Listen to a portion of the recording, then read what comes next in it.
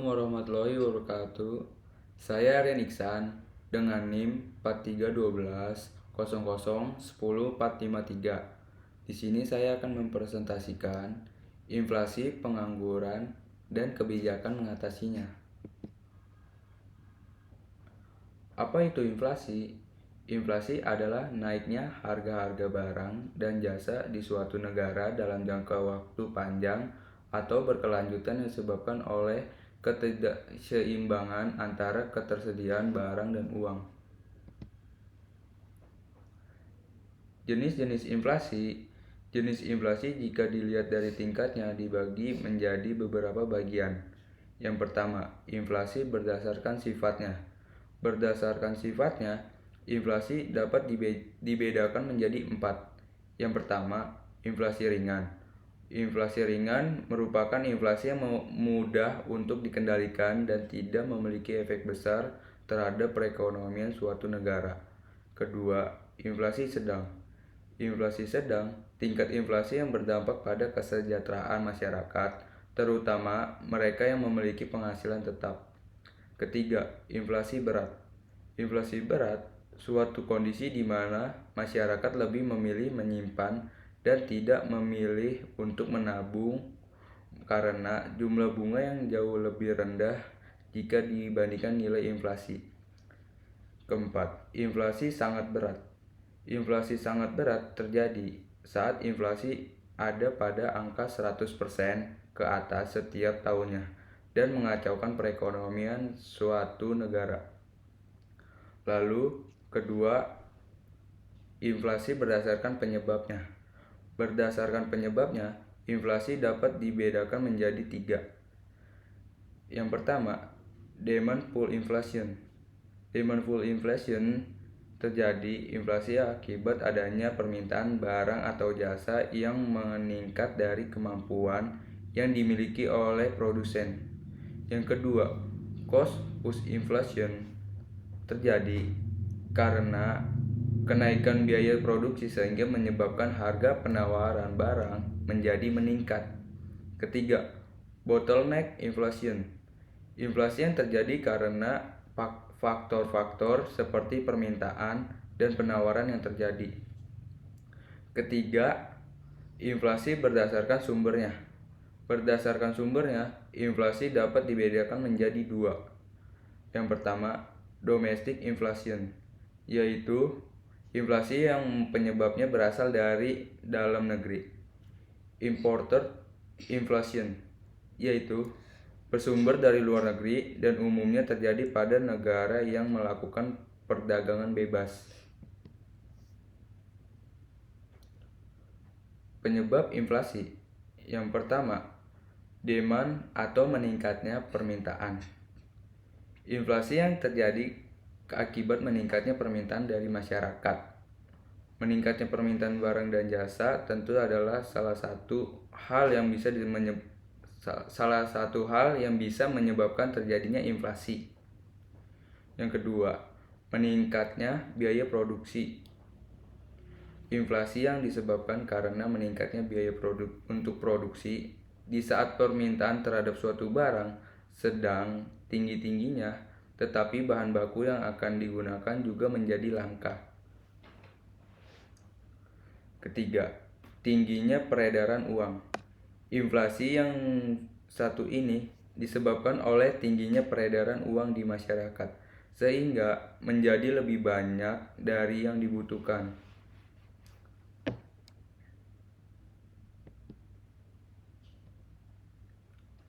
Jenis-jenis dampak inflasi.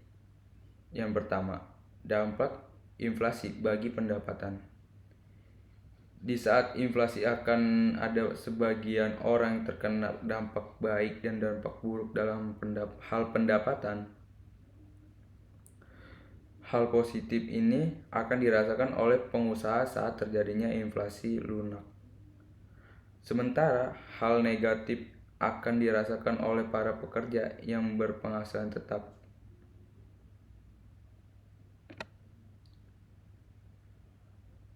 Dampak inflasi di bidang ekspor.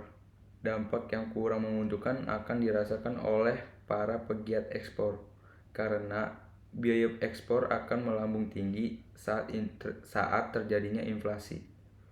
3. Dampak inflasi untuk minat menabung. Saat terjadinya inflasi, minat seseorang untuk menabung menjadi berkurang karena bunga yang didapatkan akan menjadi lebih kecil. Sementara mereka harus tetap membayar uang administrasi tabungannya. 4. Dampak inflasi terhadap harga bahan pokok. Inflasi yang disebabkan terjadi menyebabkan sulitnya untuk menetapkan harga suatu bahan pokok karena harga yang ditetapkan bisa saja terlalu besar ataupun terlalu kecil. Perhitungan inflasi. Perhitungan inflasi yaitu laju inflasi dapat dihitung dengan beberapa cara. Berikut ini adalah cara-cara untuk menghitungnya, yaitu dengan menghitung indeks harga konsumen atau IHK. 2. Deflator PDB. Ketiga, menggunakan indeks harga produsen. Keempat, menggunakan indeks harga komoditas. Apa itu pengangguran? Pengangguran adalah sebuah golongan angkatan kerja yang belum melakukan suatu kegiatan yang menghasilkan uang. Pengangguran tidak terbatas pada orang yang belum bekerja, orang yang sedang mencari pekerjaan, dan orang yang bekerja namun pekerjaannya tidak produktif pun dapat dikategorikan sebagai pengangguran. Jenis-jenis pengangguran.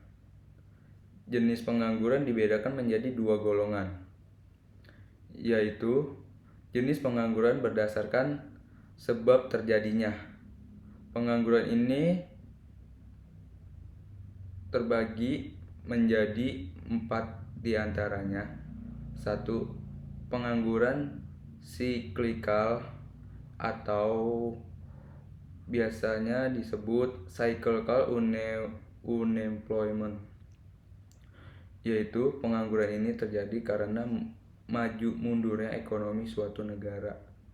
2. Pengangguran struktural, yaitu pengangguran struktural adalah jenis pengangguran yang disebabkan perubahan struktur perekonomian. 3. Pengangguran friksional, yaitu pengangguran yang disebabkan oleh sistem yang tidak bisa mempertemukan antara pembuka lowongan kerja dan pencari kerja. 4. Pengangguran teknologi. Pengangguran teknologi disebabkan oleh adanya peralihan dari tenaga kerja manusia menjadi mesin. Kedua, jenis pengangguran yang berdasarkan lama waktu kerja. Yang pertama, pengangguran terbuka. Pengangguran terbuka adalah keadaan seseorang yang sama sekali tidak bekerja dan sedang berusaha mencari pekerjaan. 2. Pengangguran tidak sepenuh waktu atau setengah pengangguran. Pengangguran ini ditujukan pada seorang yang mempunyai pekerjaan namun jam kerja hanya sedikit atau tidak sesuai standar 7-8 per hari, sehingga penghasilan mereka pun kadang tidak mencukupi. 3. Pengangguran terselubung. Pengangguran terselubung yaitu pengangguran yang pada orang yang mempunyai pekerjaan tapi produktivitasnya rendah. Keempat, pengangguran musiman.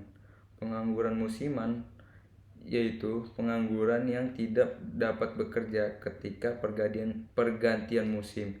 Misalnya, orang-orang yang bekerja sebagai petani sawah, mereka akan bekerja selama musim panen. Setelah itu, mereka menganggur menunggu musim berikutnya.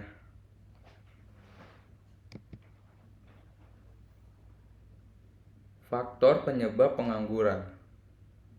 Faktor penyebab pengangguran ada beberapa hal yang menyebabkan terjadinya pengangguran tersebut. Yang pertama, jumlah tenaga kerja dan jumlah lapangan pekerjaan tidak seimbang. 2. Kemajuan teknologi. 3. keterampilan dan pengalaman pemohon tidak sesuai kriteria. 4. Kurangnya pendidikan. 5. Kemiskinan. 6. PHK. 7. Tempat tinggal jauh. 8. Persaingan pasar global. 9. Kesulitan mencari lowongan kerja. 10. Harapan untuk calon pekerja terlalu tinggi. Dampak pengangguran. Dampak pengangguran dibagi menjadi 2. Dampak bagi perekonomian negara.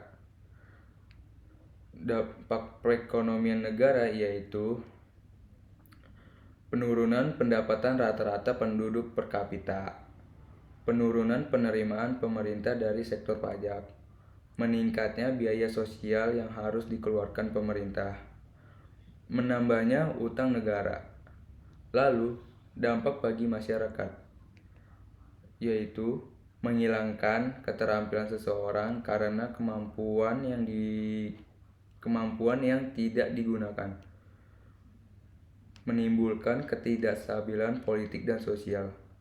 Pengangguran adalah beban psikis dan psikologis bagi si penganggur ataupun keluarga.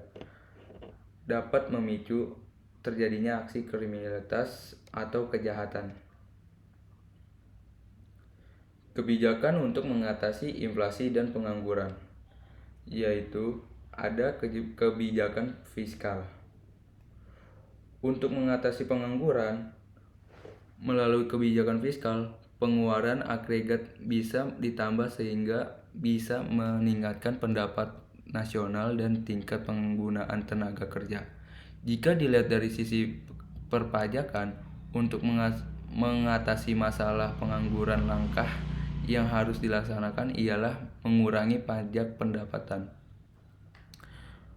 Untuk mengatasi inflasi, saat inflasi terjadi, maka untuk mengatasi pemerintah mengeluarkan kebijakan untuk meningkatkan pajak dan juga mengurangi pengeluaran agregat. Lalu ada kebijakan moneter. Untuk mengatasi pengangguran, cara pemerintah dalam mengatasi inflasi pengangguran yaitu dengan cara menambah jumlah penawaran uang. Lalu, untuk mengatasi inflasi, usaha yang dilakukan pemerintah guna untuk mengatasi inflasi yaitu dengan cara menurunkan penawaran uang. Saran saya, sebaiknya pemerintah dapat mengatasi pengangguran yang terjadi di Indonesia, yaitu dengan membuka lapangan kerja atau menyediakan lapangan kerja. Dalam menghadapi kemiskinan di zaman global, diperlukan usaha-usaha yang lebih kreatif, inovatif, dan eksploratif. Selain itu, globalisasi membuka peluang untuk meningkatkan partisipasi masyarakat Indonesia yang unggul untuk lebih eksploratif. Terima kasih atas presentasi saya. Kurang lebihnya mohon maaf. Wabillahi taufiq hidayah. Wassalamualaikum warahmatullahi wabarakatuh.